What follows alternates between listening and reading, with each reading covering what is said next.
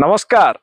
एक गुरुत्वपूर्ण आलोचना को स्वागत करुच्ची मु मनोरंजन पंडा। दर्शक बंधु, गोटे छोट घर, भंगा टीण छात आउ राति 2टा बेले टेबुल लैंप आलुअरे आखिरे आखिए स्वप्न नहीं जागिथिबा गोटे पुओ अबा झियो।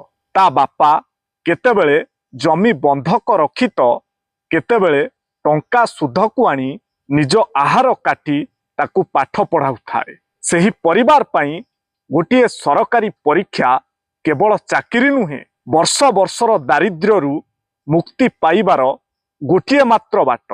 आज सारा देश ओ आम राज्य ओडिशा रे केंद्र शिक्षा मंत्री धर्मेंद्र प्रधान को इस्तीफा को नहीं जोरदार चर्चा। टीवी परदारे एहाकु नहीं आरोप प्रत्यारोप चली, राजनीति गरम अछि।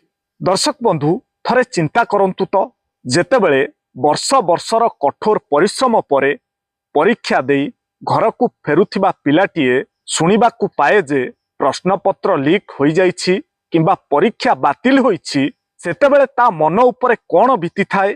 सेही बापा केमिति निज कोह संभाली ता पुओ को सांत्वना दिए, सेही माँ केमिति लुह पोछि कहे पुओरे आउ थरे चेष्टा करे। दर्शक बंधु, एहा केवल गोटे परीक्षार विफलता नुहे, बरं एहा हेउछि आम सिस्टम उपरु साधारण लोकंकर आस्था भांगी जिबार कहानी। एही कारणरू आज प्रश्न उठुछि, जदि देशर शिक्षा व्यवस्था रे एते बड़ अनियमितता हेउछि, तेबे सर्वोच्च पदवी रे थिबा मंत्रीक नैतिक दायित्व कौन?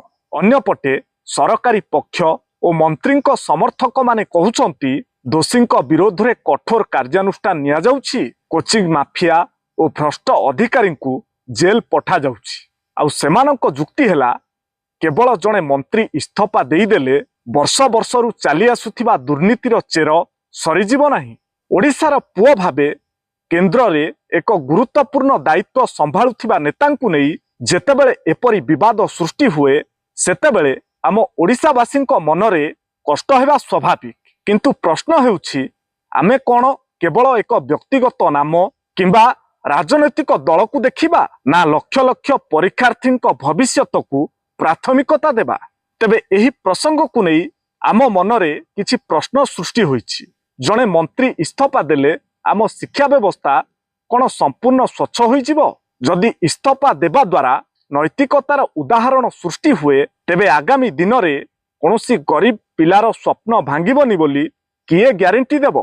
आम देश रे राजनेता माने एहाकु नहीं केवल गोटे आरोप प्रत्यारोप खेल खेलिबे, ना कोचिंग माफिया एवं दुर्नीतिग्रस्त अधिकारी को एपरी दंड देबे जेमिति आउ केही युवपीढ़ी आखिर लुह सह खेलिबाकु साहस करिबेनी। दर्शक बंधु, शिक्षा कोनोसी भोट बैंक नुहे, एहा हेउछि आम देशर आगामी भविष्यत। आउ जेउ दिन शिक्षा व्यवस्थारू राजनीति संपूर्ण दूरेई जीवो, सेही दिन निष्पाप मेधावी छात्र छात्री को सत्य और न्याय मिलिबो। तेबे एही सबु प्रश्न गुड़िक केवल आपण मानक पई।